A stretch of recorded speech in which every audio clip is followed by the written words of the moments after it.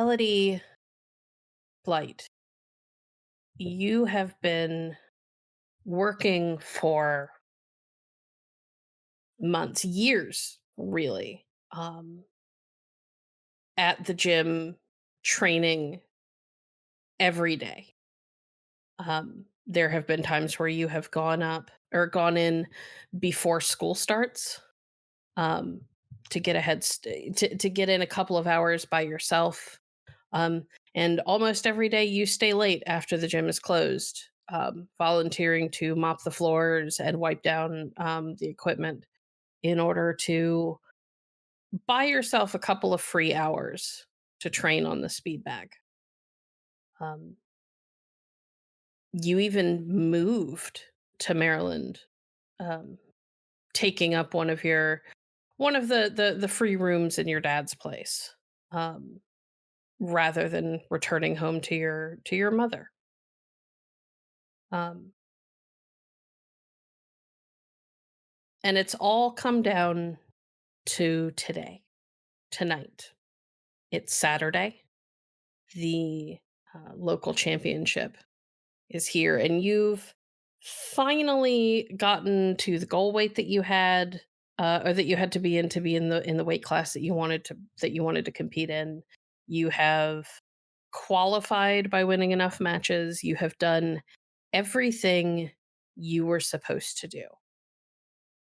Your coach, who is one of the coaches at the gym itself, is with you, in the locker room. You're already changed, and you've had your little pep talk. He's double checked the tape on your fingers before you put your the tape on your hands and your knuckles before you put on your gloves. He's uh, gone over even gone so far as to bend down and double check that you laced your boots well enough that they're not going to come unlaced in the middle of the fight.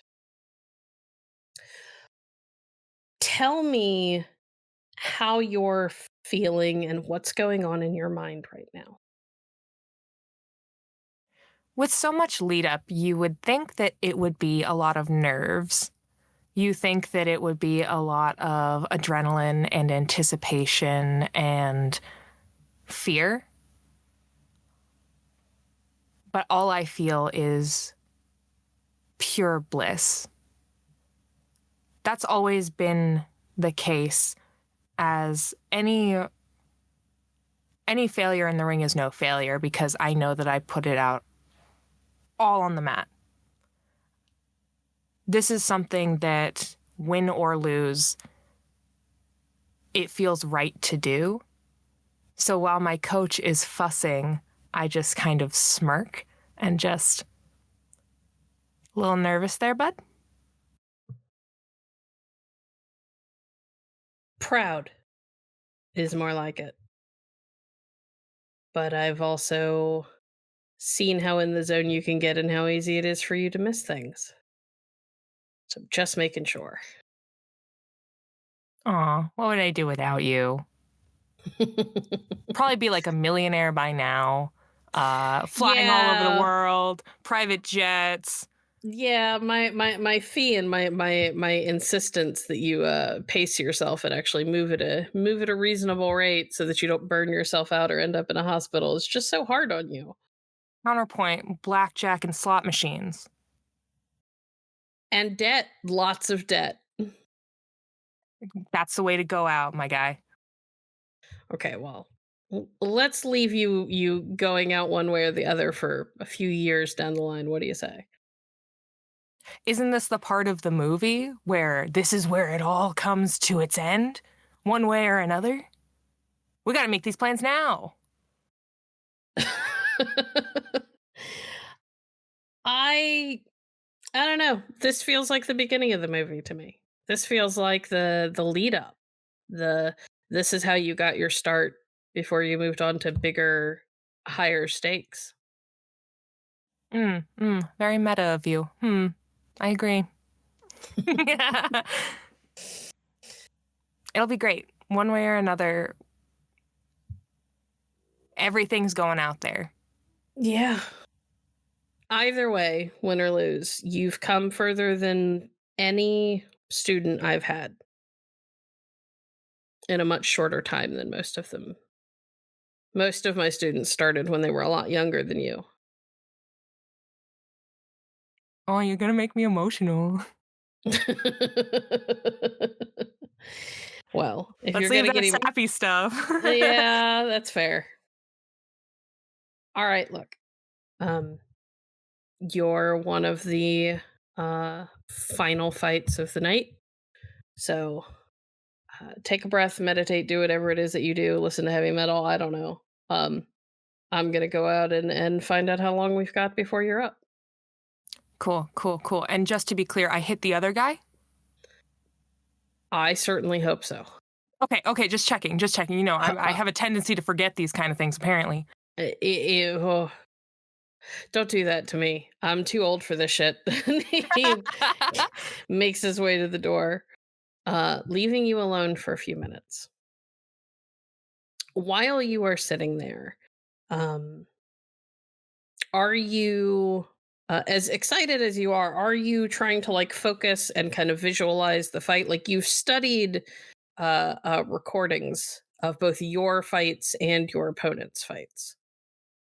Um, are you visualizing things? Are you just sort of chilling out and trying not to think about the fight? What are you doing? I'm keeping the blood flowing. I'm kind of hopping on my toes, doing a little shadow boxing. I am trying to kind of work through the possibilities as best I can in the way chess players kind of do, anticipating what moves might be made and how I would hypothetically counter. But Okay. I'm not trying to get too much in my head about it because you can't know what's going to happen till it happens. All right. Um, you position yourself between a wall and a one of the lights hanging up in the ceiling so that you could see your shadow. And begin to shadow box with yourself, imagining your shadow as your opponent. Um, counters, blocks, all of that. As you are doing this, you find yourself kind of slipping a little bit into the zone that you tend to hit when you're like really with it and moving while you're training. Um, and as that is happening, you hear um, you're not sure if it's in your head or if it's coming from nearby. You hear the clang of metal on metal, um, similar to the sound of um, like sword fights in a movie. I frown and I'll have some over ear headphones that I kind of use to help me get into the zone and I'm going to pull off one of them off of my ear and just try and listen closer. Nothing. Sounds normal. Your music continues to play. Huh.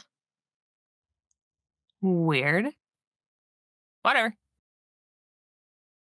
Back to sparring with your shadow. As you are moving and adjusting, again, you're focused and in that zone, only a little put off by that weird sound, and you swear you hear it again. But you also smell. Um, it smells like churned up dirt and the coppery tang of blood in the air. This time I will fully take off my headphones and let them rest around my neck, and I'm just going to look around because is something bad happening? Looks like the locker room always looks. Empty. I mean, there's signs that other people have been here, but like those everything that you're seeing has been here the whole time you've been here. It's been discarded towels and people's bags kind of like left haphazardly at the foot of their locker rather than being put away normally. That sort of thing. It's just you in here. Is there any way I can trace the smell? You make me a perception and oh, is it alertness? I think it's alertness and changeling. Hold on.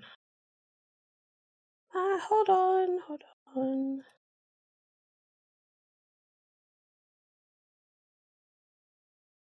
Yeah, perception and alertness. So 3 successes. The smell kind of lingers a little bit, and you take a deep breath, and it's now it you you still kind of smell it, but you smell more sweat because you're in a locker room than anything. It smells like BO in here. Um, your nose kind of wrinkles a little bit, and you walk around the locker room, taking deep breaths, trying to draw it in, trying to pick up that smell of dirt and blood. And the more you do it, the more it fades until you can't smell it anymore. But as far as you could tell, you can't find any source of it. At least not the dirt. Blood, you could kind of understand. There's like towels, people have been boxing. There's probably some blood in the room somewhere, though you're not entirely sure where. Um, but by the time you kind of really make a circuit of the room, it has faded, replaced primarily with the smell of sweat. I'll just shake my head and I'm going to mention it to coach later because if someone's tracking dirt in here, that's nasty. This place is already nasty enough with nasty affectionate, but this place nasty. Yeah, that's fair. Okay. Um, you kind of give a shake of your head. You're like, I can't think about it right now. I'll talk to coach later. There's nothing I could do about it when I'm about to go on. Um, and settle yourself back into keeping your body warm, stretching occasionally, so that none of your muscles get like overworked. And eventually, your coach shows back up and taps you on the shoulder because you've got your headphones on. Pull off one of the headphones. Yo! It's time. Got to leave those here, though. Yeah, no, and I'll tuck them into my bag and get ready to follow. Um, he leads you out in time to hear the announcer. Who this isn't like a big flashy affair. This is a local competition, so the announcer is really just like, um, like an AM like host. He doesn't have the big like boomy voice or anything like that, but he still reads out your name and your weight class. It's Um, still a big pull. This guy reads the farm reports at 3 in the morning. uh, and in this quarter we have Miss Elodie Blight in green. Um, as you climb up into the corner, and you hear cheers and claps from the people who primarily the people at your gym. Um, your dad's in the crowd. A couple of your siblings have attended. Um, the ones who are kind of pseudo local enough that they could make the drive. Um, and they're all there to watch as you uh, set up for the fight to start.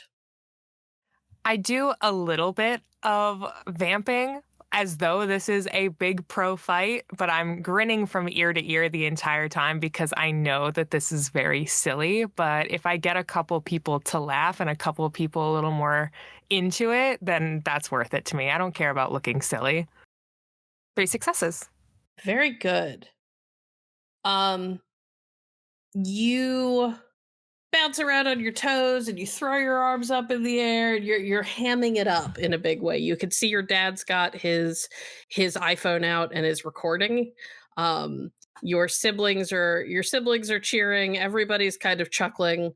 Um, even your coach is just sort of shaking his head. All right, focus up. I will focus up. Remember what we talked about. Stay on your toes. He favors his left. Got it, got it, got it. You've got this. Of course I do. I'm Elodie. You are indeed. Um, and he kind of steps back as the ref calls for the two of you to go to the center of the ring. Um, I would like you to make a Dex plus Brawl check. as the match starts. 3 successes. Not bad. You and your opponent begin to go rounds. You're exchanging blows. You're both doing pretty well. Your opponent is a another girl. Looks to be a couple of years older than you. Um, you know her from her reputation that she's been at this for a while. She's her father owns a gym. She's been competing since she was little. You get the feeling from the kind of rumors on the circuit that her dad really wanted a boy and got nothing but girls. Thankfully, one of them was a pretty big tomboy, um, and got very, very into like physical pursuits and sports and things like that. Um, and so he ended up training her. Um, the two of you go kind of round for a while.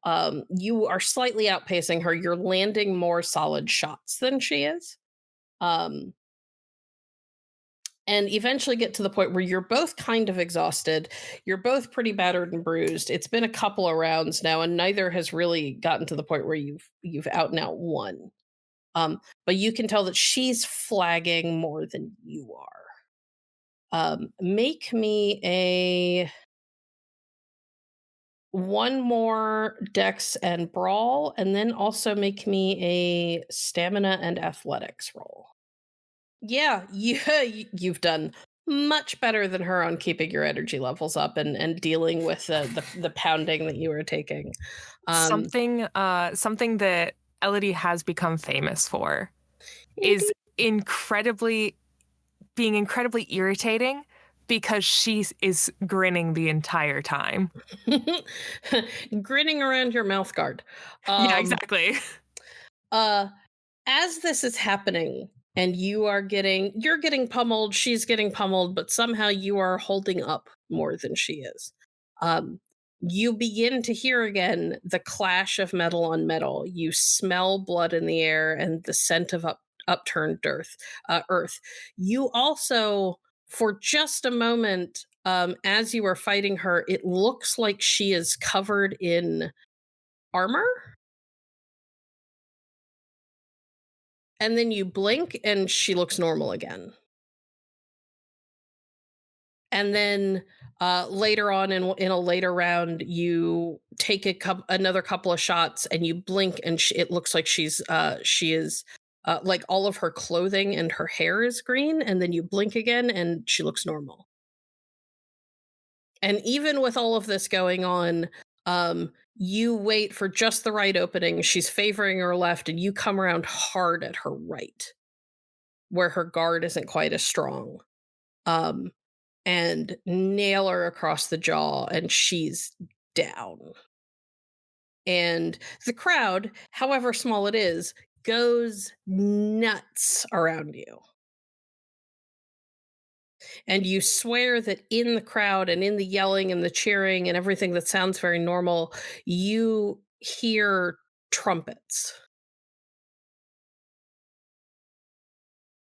I am standing there, breathing hard, sweaty, absolutely punch drunk at this point because I'm so high on the adrenaline of doing the thing that I love so much.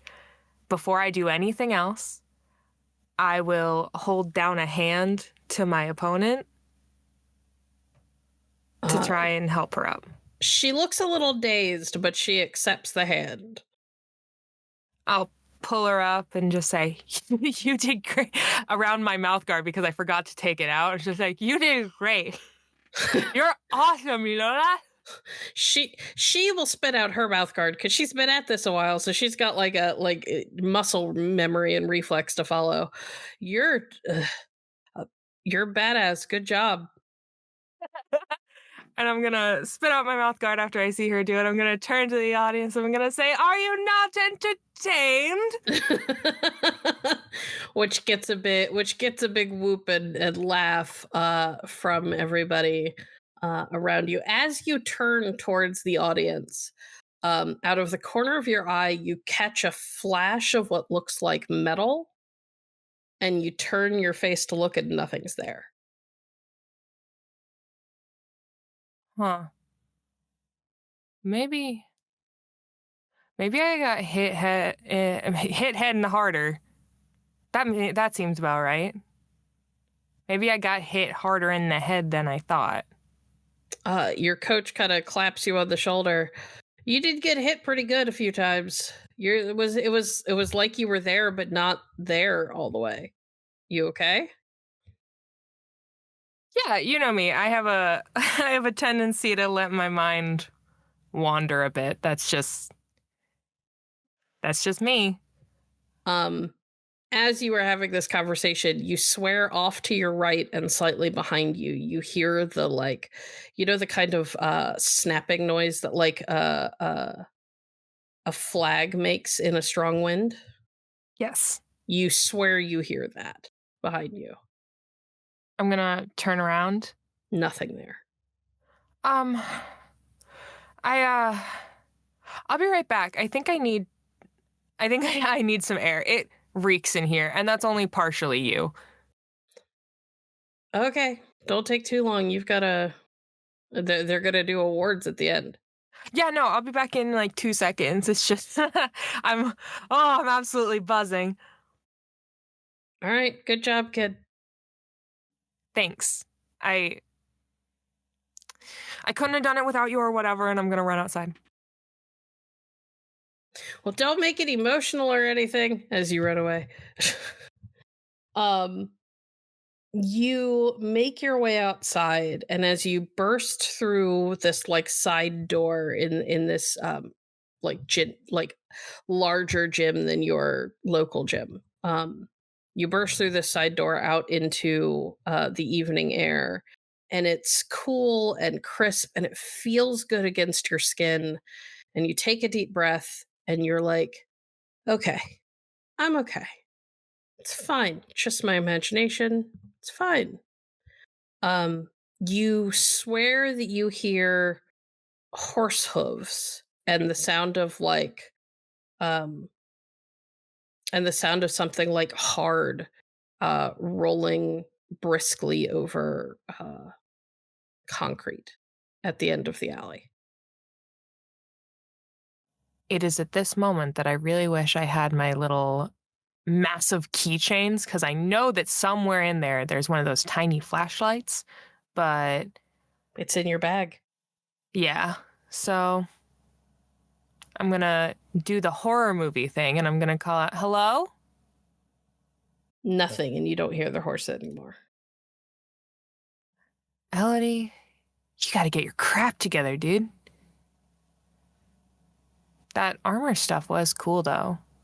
I start thinking about how I could kind of try to figure that out with maybe watercolors next time.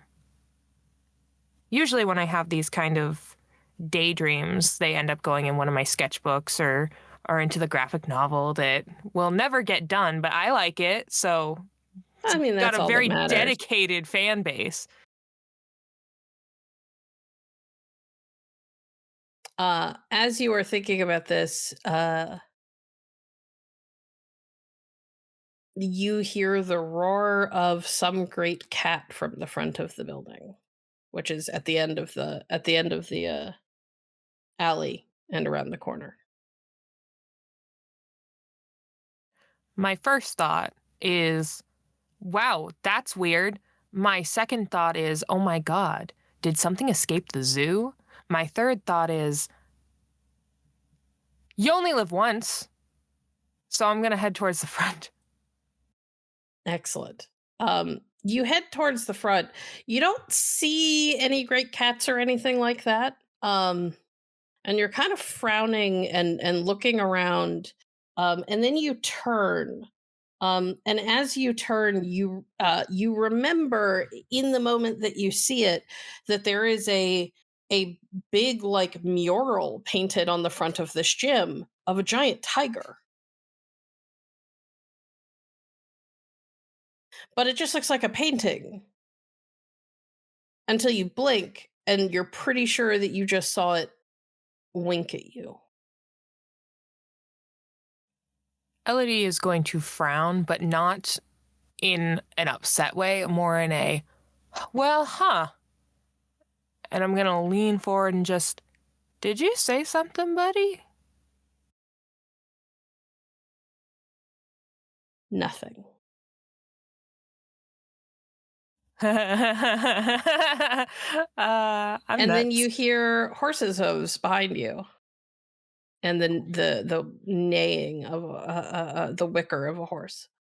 I've gotten accustomed to this over the past few minutes. I'm going to turn around and be like, oh, what's that? Oh, there's nothing there. There's a car driving by, and you watch the car go by in kind of confusion, and you're like, it's just a car. And you turn to look down the street again to see if maybe the horse is down there. And you swear out of the corner of your eye, instead of seeing a car passing you, you see several horses drawing a chariot. A chariot? Yep, like I'm an old Roman style chariot. I'm going to do a little jog and try and get a second look because that's cool.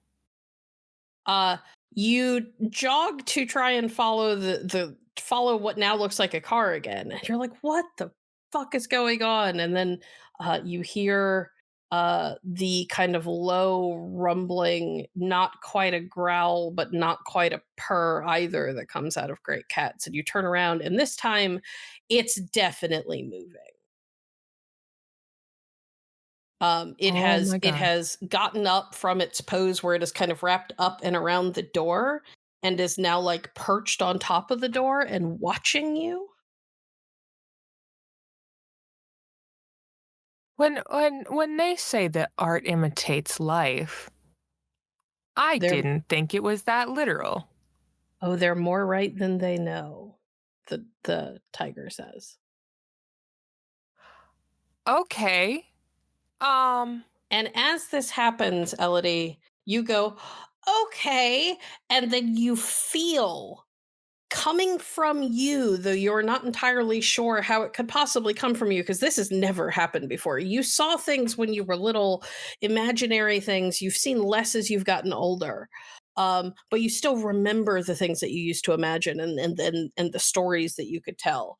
You feel a ripple of what feels like power uh, pulse out from you, and it feels like it pulses every time your heart beats, and you could hear your heart beating in your ears now. um, and you watch as the world around you becomes more intense, more vibrant. The colors are brighter, the lights are brighter. Every shade of red is somehow a million shades all at once. um, Everything feels more and bigger, and it's like almost being dumped into an incredibly realistic cartoon version of your own world in terms of the way things begin to look. I look around in absolute awe, and as I go to breathe, it's almost like when you take that first step out of the house on a cold winter morning, and breathing in almost feels like it is going to exceed the capacity of your lungs, but there is something that just tastes so good and clean about the air that you just want to keep gulping it down. That car that was going down the road that sometimes looked like a chariot and sometimes looked like a car just looks like two horses in a chariot with a man standing in the back now as it rounds a corner. Um, the tiger is still moving. It's watching you. It's pacing along the walls. Another mural across the street that is this giant like graffiti art dude with a guitar peels itself off of the brick and becomes like a three-dimensional being in these bright multicolors. Whoa. You watch as what looked like a pigeon nearby suddenly is nothing but like technicolor pinks and greens and blues. It's a type of bird you've never seen before. It looks like something out of like a 3-year-old's dream of what a bird of paradise would look like. I moved to get a closer look at these things because there are two very distinct possibilities. I'll extend it maybe to three, but I'm going to stick with two. One, someone spiked my Red Bull and this is a wild hallucination. Or two, this is all real. Either way, when do you get this opportunity? The bird kind of like spreads its wings and does a little like shutter thing that birds do where they puff out their chest a A little little bit. preen? Yep. Like it is showing off for you. The man with the guitar is playing his guitar, and you watch as more and more things around you begin to look like they are coming to life. And all the while, you can feel that power that kind of pulses out from you. You're not sure if you're making the world like this or if the world has always been like this, and whatever is coming from you is allowing you to see it. I have grown up on magical stories like Percy Jackson, where kids suddenly get these amazing powers and it comes out of nowhere and it changes their entire life. I didn't think that would happen when I was 18. Usually those things cap out at around 12 to 16 years old. But I am not one to look a gift horse in the mouth. I look at all of these things with amazement and excitement, even though in the back of my mind, I'm just thinking no one is going to believe me. Um, as you are having that thought, there is that part of you that like does that kind of giddy thing that people do with their hands where they turn them into fists and they kind of bring them up and they kind of shake them a little bit in front of their chest. Oh, I'm Um absolutely stimming right now. uh uh you catch a glimpse of what feels like something metal around your hands, and you look at it for just a split second. You swear to god you're wearing, you think it looks like you are wearing like gauntlets from medieval armor, and then it's gone. Ho, ho, ho, ho, ho. I I'm gonna shake my hands again and just say, "Go, go, power gauntlets," and see if they come back. They do not. Dang it! That's very cute though. Meanwhile, several blocks away, in a small coffee shop that has pretty much closed up for the night. Um, there's a couple of staff members bustling around, mopping and scrubbing down the espresso machine, things like that. But the door is locked for customers for the day. Um, a uh, Boggin sits at a table, poring over a manuscript. His one of his fingers kind of rubbing at the moss that has grown along his nose as he thinks over a particular turn of phrase, trying to decide if he likes it or if he needs to rewrite it for probably the 50th time in the past 2 days. Um, Rowan, you've felt this feeling before. It's been a while, and it feels like it happens less and less often these days, but that doesn't make it any less distinct and powerful. There is a rush of glamour that pulses from outside, and it goes through the coffee shop and out onward across the city. Um, this sort of glamour outpouring could only come from one of a couple things, and only one of them is likely, and that is that someone is going through their chrysalis nearby. You know the rules of your society, which is that it is incumbent upon all changelings to respond when they feel that impulse. Not to mention, it feels really good to be bathed in that amount of glamour. For Roman personally, it also feels very good to be able to help somebody and give them the guidance that they so desperately need in what could be a very scary time. Absolutely. What would you like to do? With that in mind, Rowan is going to put his manuscript hurriedly into his briefcase, and he is going to get into his car and start heading in the direction that the rush of glamour is coming from, if he can perceive that. Oh, it's very, very clear where it is coming from. It goes out in like waves and ripples, so you can follow them to the source. Um, Very it good. is several blocks, but you have time because chrysalises are very rarely like brief. At the same time, Rowan is concerned that he get to the source of this burst of glamour before the wrong person in court does, who might take advantage of the situation. Not to mention hunters, um, or other sundry supernaturals. Very true. Um, it takes you a little bit, and you are not the only one who is going. You see a tall woman with blue skin, who you know is a troll who lives locally. Um, she's sweet enough, but she's a troll. She's very formal and kind of honor bound and a little militaristic. Um, I still wish her a good evening. she kind of gives you a big grin. It's a good night. Indeed, it is. Um, and as you get there, you realize that again, you're not the only ones. There is a raccoon that you see coming up the street from the opposite direction from where you are headed or where you're coming from. Um, and when it gets close to what you realize is a young woman with kind of red and blonde hair, and the distinctly pointed ears of a clerican. Um, she could be a she. She have upswept ears as well, but she doesn't have the kind of delicate, graceful features of either the autumn or the Arcadian she.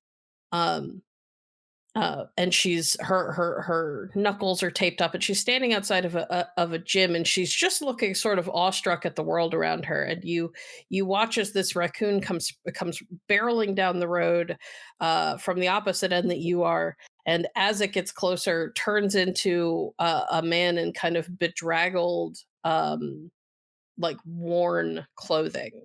Um, you've never actually spoken to this particular puka, but you have seen them around. They are a member of the homeless population who occasionally just tends to pop up where it's convenient. Uh, Good evening to you. Elodie, you can see a an older man in a green jacket. He's got green skin, and it looks like there is moss growing on his nose and his head and the back of his hands.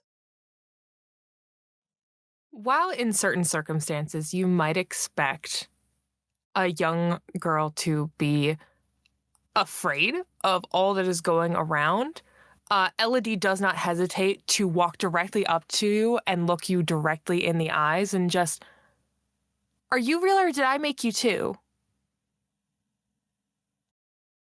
My dear, just because you have made something does not make it any less real. But yes, I am real. You talk like Instagram poetry.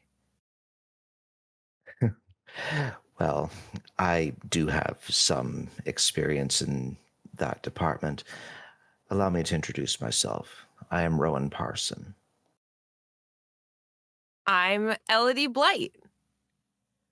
Hi. It is a pleasure. Can you see all this too?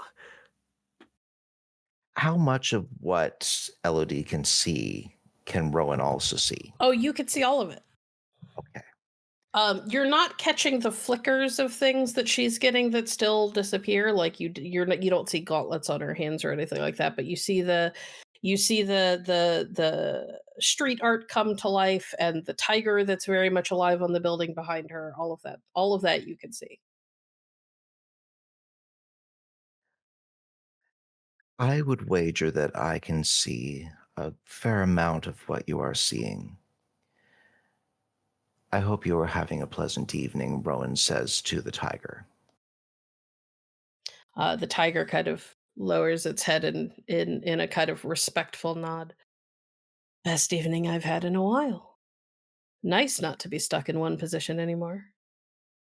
I can imagine that can be rather cramping. Yeah, your back must hurt. You have no idea. Rowan turns to the other changelings who are present and says, "Thank you all for coming. I think I have this handled from here." Um, there's kind of a pause, uh, and then the troll kind of nods. Very well. We're gonna hang out in the area and just in case, but you should probably get her moving. I quite agree. Um, I'm sorry, Elodie, was it? Elodie Blight. Ms. Blight, is there anyone inside this building who might miss you if you were to go elsewhere? That is the first time that Elodie gets a little wary and takes a step back and it's like, I am heavily trained in combat, I will have you know. And I will have you know that I am not, so if anything untoward should happen, you will have things well in hand. But for your safety, against all that you are seeing, because I am sorry to say that not all of it is pleasant, you will want to come with me so that I can explain what it is that is happening. For what do you mean my safety? Am I in trouble? Oh no, dear, not at all, not at all. Something wonderful has happened to you, but it will take me some time to explain, and I dare say you could probably use a calming cup of tea and perhaps some baked goods. I make them myself. I mean, I'll take a Red Bull and some cheese curls if you got them. I do keep snacks of that nature for just such an occasion. Elodie will think for a moment because while she is very bright and very silly, um, she is by and large a reasonably cautious individual when it comes to herself and her safety. And she is looking around at everything that is in front of her and someone who clearly looks to be a part of it and can see it as well. I I can't just ditch without telling my dad, and I gotta get my phone. Um, but she shoves her hands in her pockets. I could take a walk. A walk would be nice. Is there a park that I know of nearby that, might be a bit less traveled at this time of night? Yes. It's gonna be more out in the open, which is a risk in and of itself. Because Chrysalis, while they primarily bring in other changelings, also bring in um other things, including people who hunt changelings. But there is a park nearby that you could go to.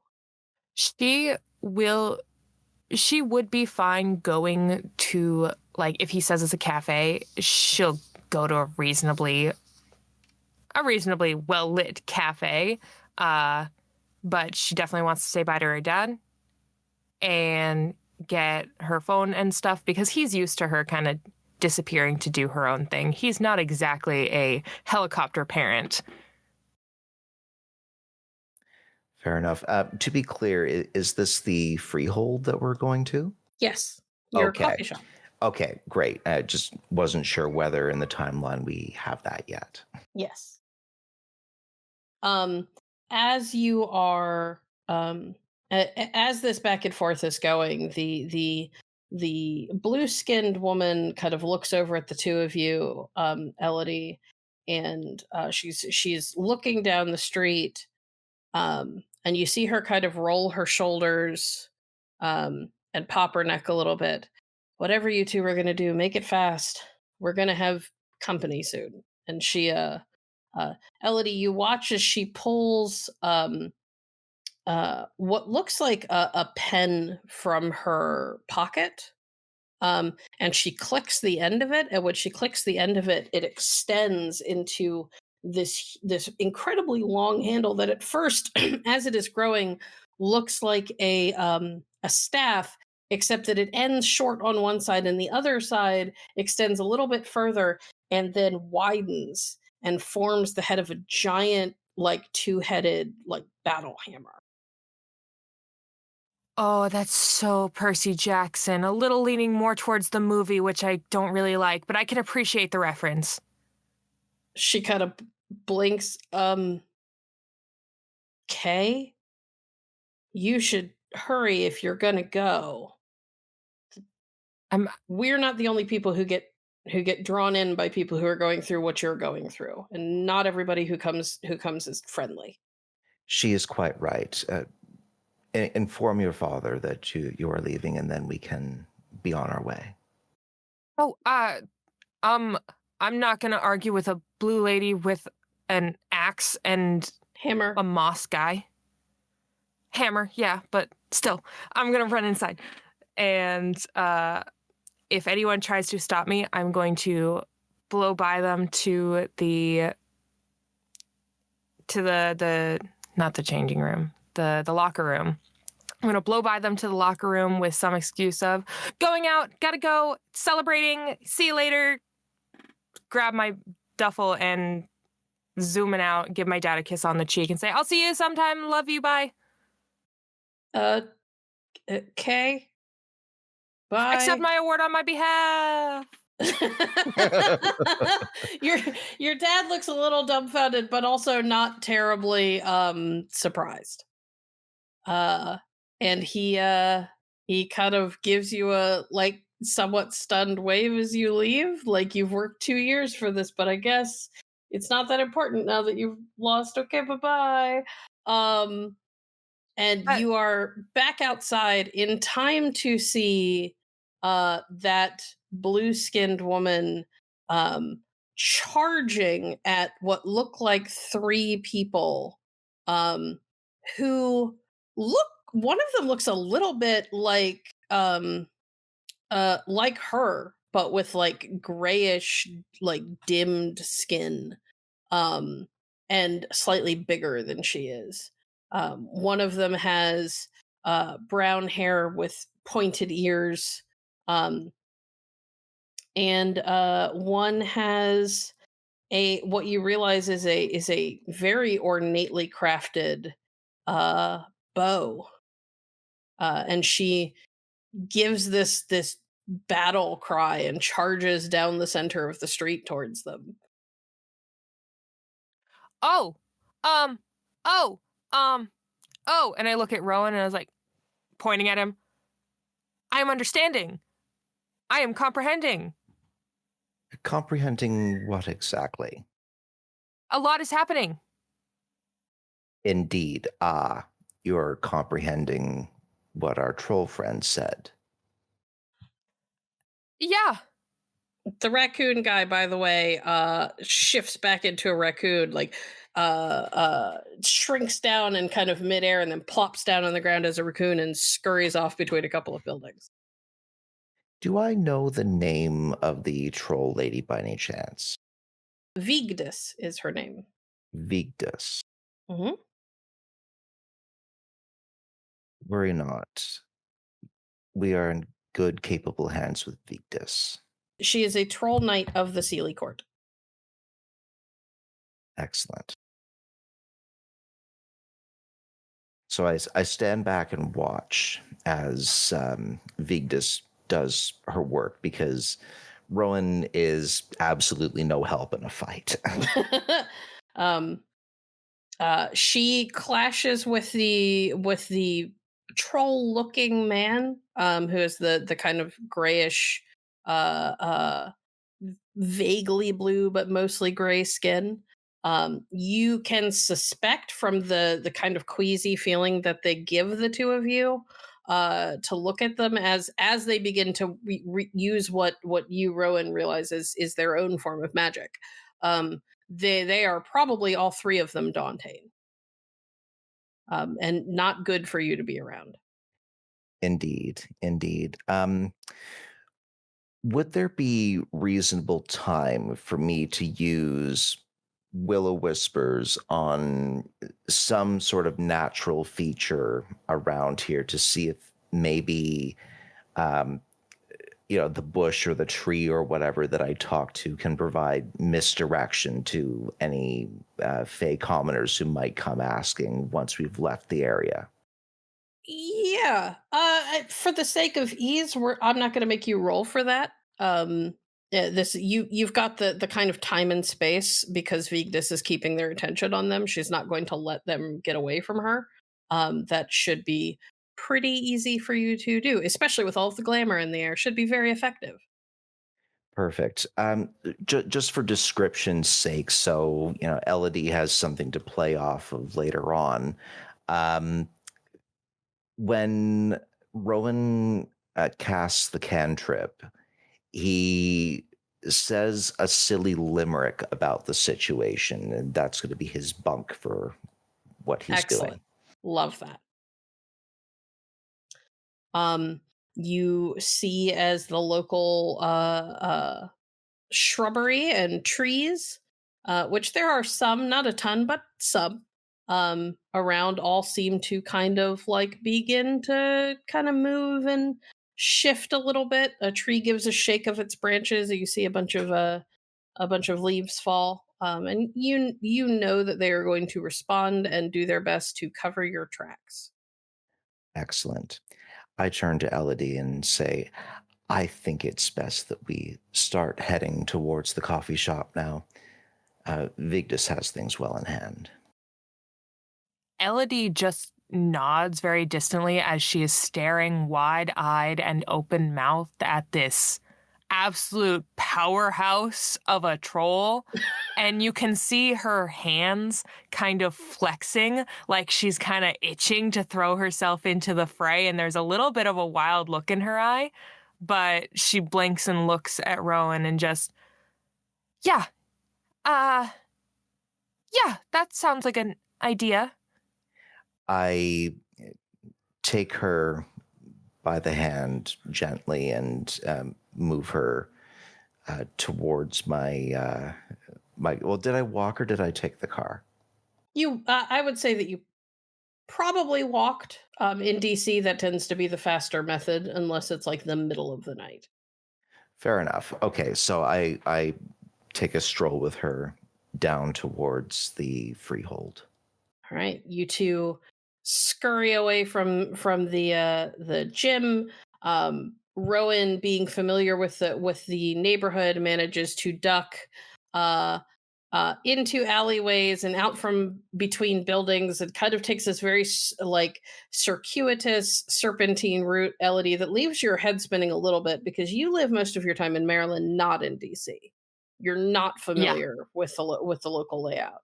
Um, and by the time you get there, you're not sure that you could find your way back. But you do notice as he passes, any kind of like shrubbery or whatever seems to kind of get little motes of light around it for a minute before it kind of shudders and reacts to his presence before as he passes by. Um, and eventually, he brings you up outside of a coffee shop. It looks closed for the moment, but when he produces a key, you realize that it is probably his as he unlocks the front door. Are you some kind of hedge witch? With a coffee shop? Why do those points seem counterintuitive? I wouldn't think that they're counterintuitive at all, but not exactly. Please step inside. I will make some nice chamomile tea. We will have some biscuits, freshly baked today, and we can talk all of this over and answer as many of your questions as I possibly can. Okay. Am I a superhero now? Has Elodie entered the coffee shop as she says this? Yes, she has. The coffee shop, as you walk in, it looks kind of empty and like there's no one working here at the moment. The lights are kind of dimmed. But as you walk in and the door closes behind you, Elodie, what you saw from the outside, there's like another ripple. It's not quite as powerful as the ones that have been emanating from you. It is like its own, like a wave, as you walk in. And as you walk in, everything is kind of warmly lit. It's not super bright, but the lights are kind of purposefully at a hue that's very warm. A fireplace that you didn't see from outside is actually tucked back into a corner, um, and there's a little like blue flame in it, um, that you aren't sure, but you suspect you would not have been able to see before today had you come in here normally. And everything smells like freshly baked goods and coffee. There are also a lot of antiques and knickknacks around the place. A lot of doilies, probably, too. Mm-hmm.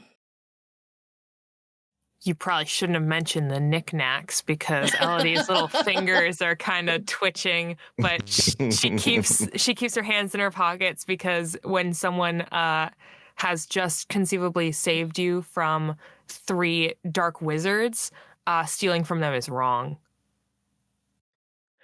Well, thank goodness for that. All right, so Rowan will lock the door behind them, and he will head immediately behind the counter and begin brewing the chamomile tea.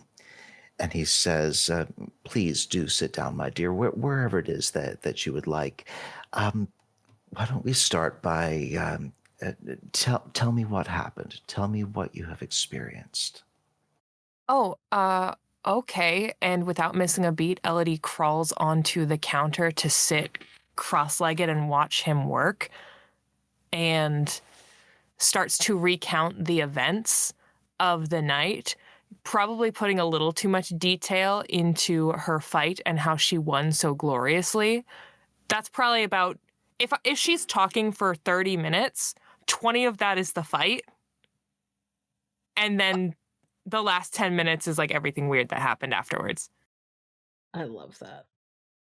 By the time that is done, Rowan has properly warmed, in the oven, warmed some apple turnovers, some cookies, maybe a small cake, and he has also expertly brewed and steeped some chamomile tea. I love that. Elodie, please give me a raw perception roll. 2 successes. As you are handed, Rowan, would you say that you gave her a cup of chamomile tea and the Red Bull that she requested? Oh, yes, she did ask for that. I would, of course, give her the Red Bull. And actually, the other snack. What were the other snacks you asked for? Cheese curls. Okay, yeah, he brings those out from the pantry. Excellent. As you are handed all of this food, like there's a bag of cheese curls, there's a cup of chamomile tea, there's also a can of Red Bull, and biscuits and cookies put out on a plate. You kind of glance down, just to be polite. You pick up the chamomile tea to take a sip, and as you do, you glance down at yourself and you realize that you don't quite look the way that you used to look. Huh? You realize because your hair is pulled back, your ears are like pointy, and your features are a little bit more angular than they used to be. Am I an elf? Close. Are you Santa? No, I do work more than one day a year. Wow, really dogging on Santa there. Jeez. Get a job, Santa. No, to be fair, I suppose Santa Claus does work in preparation for the rest of the year, but all that aside, you are what they call a changeling. Elodie has always loved fantasy and fiction and things of that nature. She's always been a very fanciful child, so hearing Changeling, she knows the agreed upon lore, and her eyes go wide and her mouth drops, and she has to set down the cup and setting the saucer to a clatter and just, I'm adopted? No. That particular legend of the mortals is not entirely correct. Oh, thank goodness. That would make no sense. I look so much like my siblings, it's actually upsetting. Well, and you do still look like that, as at least as far as the uninitiated would be concerned, but I'll explain what a changeling is.